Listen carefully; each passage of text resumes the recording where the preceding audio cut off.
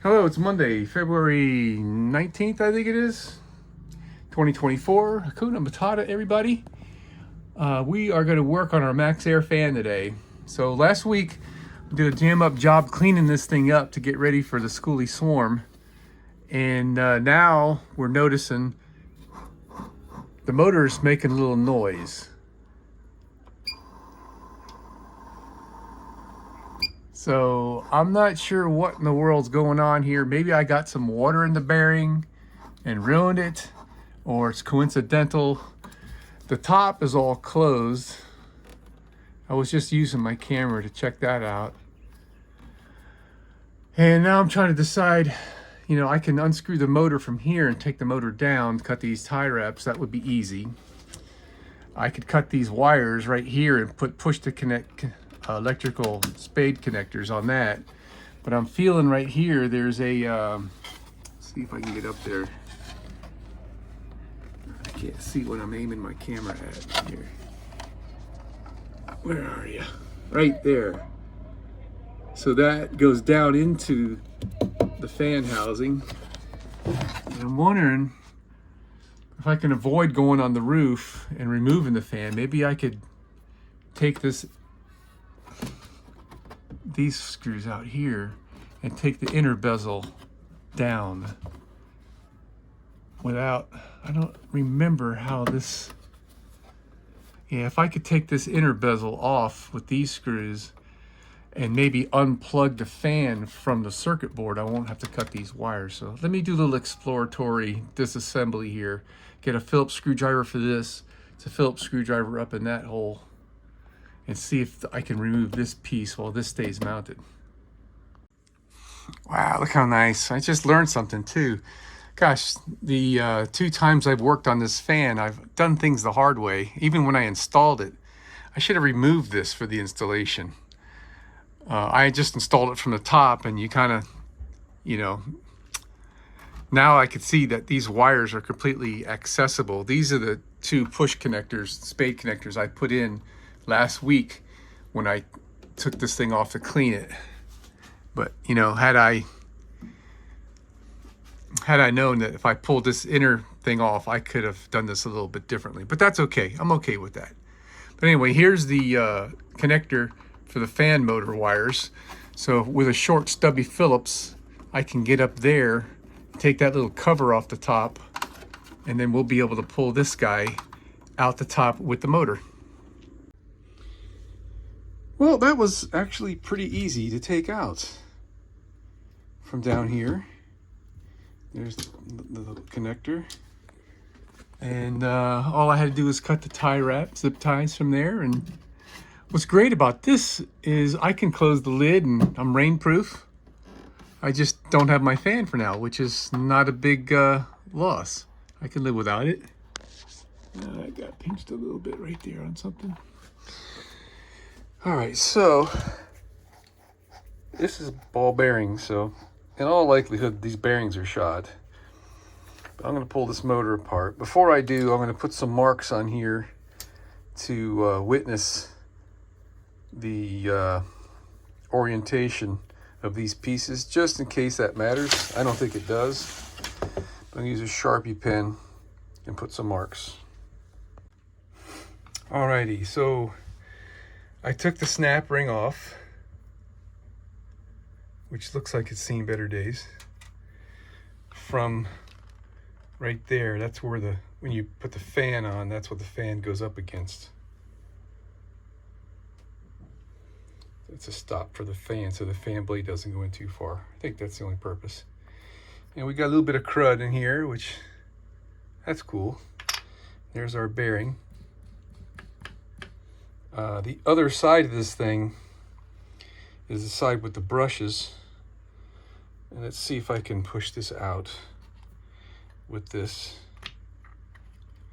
All right, so the magnet is gonna kind of resist. There we go. Okay, cool.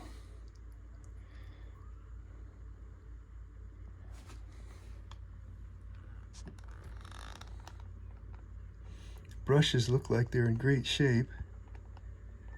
All right, So the upper, what do you call that thing? The bell. This cast piece here, it's got a gasket here, and there's a little red, here you go, a little red washer that goes on top of the bearing on the upper. The lower didn't have anything between the bearing. But spinning this, the upper bearing is nice and smooth and quiet. This one's making a little bit of noise. So what I'm going to do, I'm going to get the number off of these bearings. Looks like 608Z. And let's just zoom in with this thing. Yeah, 608Z. Let's see the other side here. 608Z. And this one ought to be the same. 608Z. All right, good. And I like, they got these little rubber bushings that isolate the bearing. There's one in that hole, and this goes in the upper hole. So I'm just going to clean all this up. I'm going to take some brake clean and clean all the grease out of this, and I'm going to re-lube it. The only thing I have is some open gear lube. Regular wheel bearing grease I think would be better, but I'm only going to do the one bearing that I think is making the noise.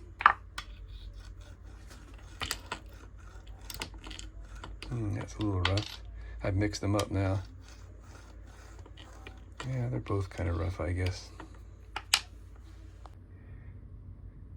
What I did here was I pried off the shield.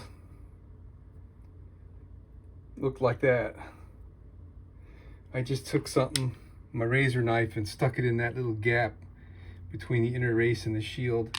Pried it up and then used my screwdriver. Dinged it up a little bit, but I'll just straighten it back.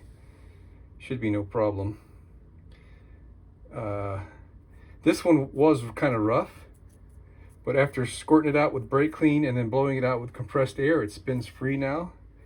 I'll do the same to the other one and lube them up, put it back together, and if it runs smooth, then we'll be good. If it still makes noise, we're going to put 2 new bearings in it. Yeah, I thought I'd share this cheat too. This is the air hose that goes to my air seat. I'll put a quick disconnect fitting in it, like any shop air. And this gives me the ability to use my air blower without having to pull a hose out from the compartment.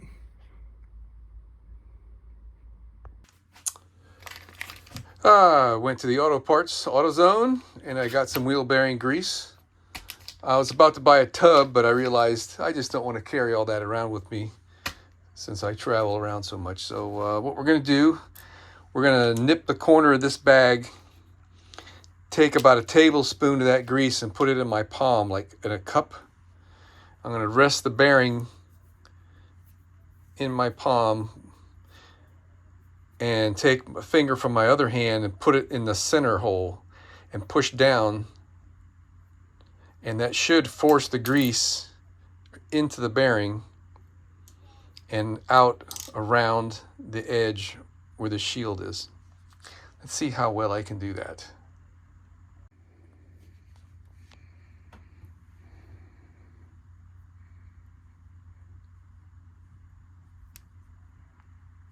Perfect. All right, here's the shield. I'm going to put that this way and tap that like with a socket or something to get that back flat again. That came out almost perfect. And the back of a 7/16 3/8 drive socket was just the right size to fit in there. So now we're going to see if we could snap it back in the bearing. And then we'll be done with this one, and we're going to repeat all that on the other bearing. Well, okay, I've figured out what caused the damage, or the, not so much damages, but the situation that we've got here. The upper bearing is fine. It's quiet. I can spin it on a load and it doesn't make any noise. The lower bearing now does the same thing. Well, not quite.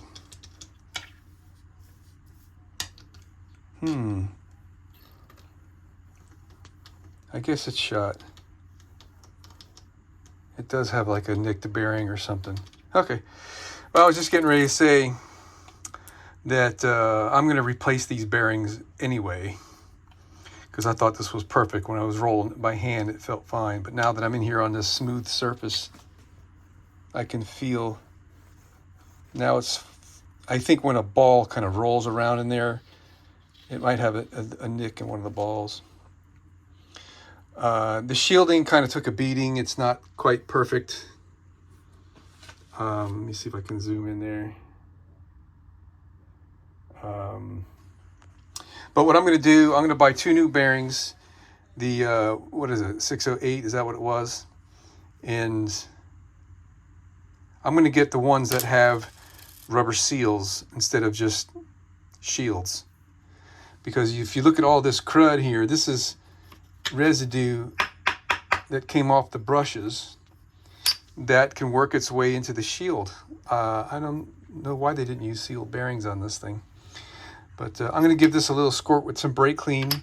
The upper one is clean. And I'm going to put her back together. I guess I can put the suspect bearing on the top this time.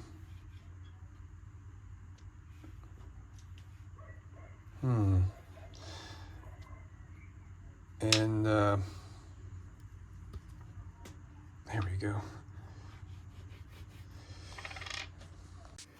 Well, I didn't like the way this bearing was feeling with the shield on it. I think it might have been interfering with the inner race. So I took the shield off. I'm going to put this bearing up on the top, since that hole is sealed on the top. I don't have to worry about crud getting in the bearing. And I'm just going to drop it in there. That's it. Okay. And so, yeah, there's a seal on both of these end bells. End bell, that's what you call this thing. All right, so the installation, we're going to put the springs and the brushes back into this, put all that back together, and put the armature in this end and feed that into here, and the magnet is going to try to suck this thing out of the brushes. So I'm going to have to make sure I keep a finger on the top of it as the magnet starts to pull on that, and then as long as that stays together, we'll just pop it right in place and everything will be cool. And this has got a notch right there where the rubber plug goes. Yeah, I'm just gonna wipe out this with paper towels. I don't think I want to get brake clean in there. Let's see how that goes. If I can get that cleaned up with paper towels, or maybe I'll just use WD-40 to wipe it out, not brake clean. I don't want to mess with the paint or any glue or anything that would be possibly dissolved by the brake clean. We are ready to start assembly. I wanted to share one little trick with you here. You see this little plastic tip right there? I put the brush wire over the top of it, and that holds the brush back for you. So you could put the armature in there and the commutator will go right over it. So it should just fit right in there. Like this. Bingo. Isn't that lovely? And now you pop these things off like that. and everything is in there hunky-dory. And the brushes are in there in their original orientation, which is kind of important, where the brush meets the commutator. That is something that has to wear in order to sit right, and connect well. And there's actually a procedure for that. And a motor will make noise. The commutator will make a noise if the brushes are not seated in there correctly. So these brushes can only go in there one way anyway. So that's how that goes. And I thought I would take initiative here, since this is the upper side of the motor that could get wet. I put a light coat of grease on this little seal. I don't want to call it an O-ring because it's a square shape. I guess it's a little quad ring. All right, I'm not going to be able to show you with me putting this in here. I only got two hands and the little woman's not here. But we're going to assemble this now. All right, this might be a locator tab. Well, we know how this goes because of that. Let's just look around. This is just to the right of that tab. Now, I guess that would be an option for different. Oh yeah, there it is right there. I was looking at the wrong side. This little opening right there goes, that little tab goes in it. All right, we got it. Everything's together. Probably wouldn't hurt me to put a little bit of grease around that little button there, but it fits in there tightly. And I don't want to risk taking this apart again just to add some grease to it, since I'm gonna put new bearings in this. I am not going to leave this alone. Now that I know what the bearings are, I can order them in my leisure and buy some sealed bearings and replace this. But wanted to take a minute and show this. It almost looks like this motor is not built right to me. You see how the magnet is way past where the armature, the armature core is. Seems like that the magnet's offset a little bit on the top end, how it's sitting, and the magnet should be on that end because the way the armature sits in there. But I'm putting it back together exactly how I took it apart. There's no way you could put it together wrong, because this notch in this housing is for the wires to go through. So that's the way it is. And this is actually stuck on there, which I did not pull off for fear of breaking it. So I just left it. So I know everything is going together exactly how it came apart. We put the lid on now and put the two screws in. I'm going to put a little dab of grease on these washers here, so water won't have a tendency of getting past those. Tighten it up and put the motor back in. Here's a little tip, guys. When you're putting a screw into something plastic that's already had the screw in it, turn it backwards until you feel it drop into the thread that's already there, like that, and then screw it in so you don't cross thread it. It's better than it was, but it'll be better than this when I put the new bearings in.